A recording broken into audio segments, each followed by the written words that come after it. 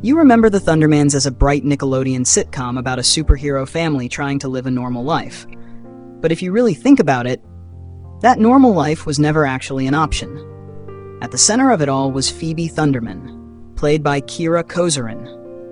She was 16 when the show started in 2013. Phoebe was the responsible one, the rule follower, the golden child with telekinesis who just wanted approval.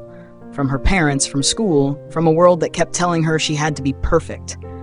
Kira is 27 now, and looking back, Phoebe feels like every kid who grew up too fast because someone had to be the good one.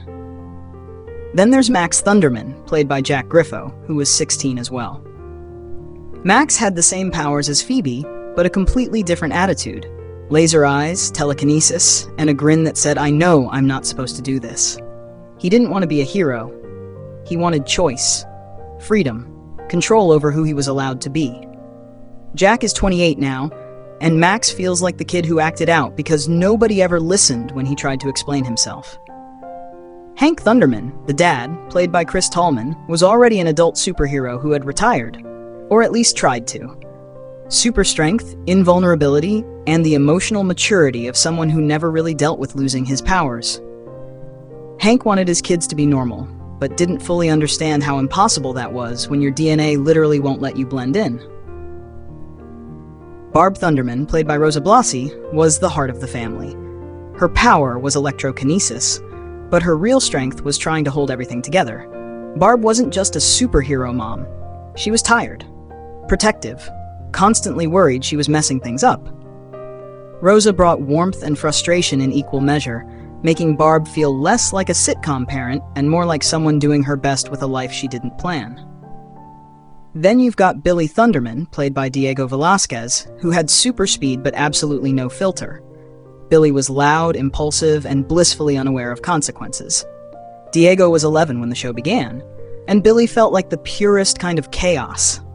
The kid whose powers matched his personality and made every situation 10 times worse.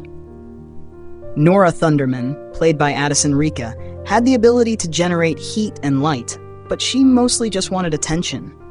Addison was 9 when the show started, and Nora felt like that youngest sibling who grows up surrounded by big personalities and tries to shine just to be noticed. And then there's Chloe Thunderman, played by Maya LeClark, who didn't even have powers at first. Born into a super family, but normal.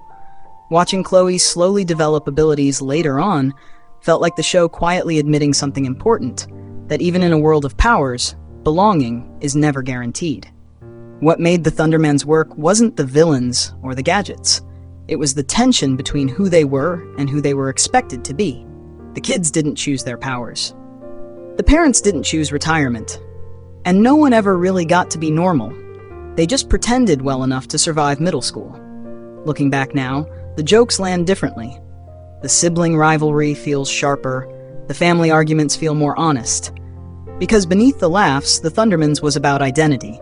About growing up in a house where expectations were literally superhuman. And maybe that's why it still sticks. Not because of the powers, but because every one of them just wanted to be seen as human first. See you next time.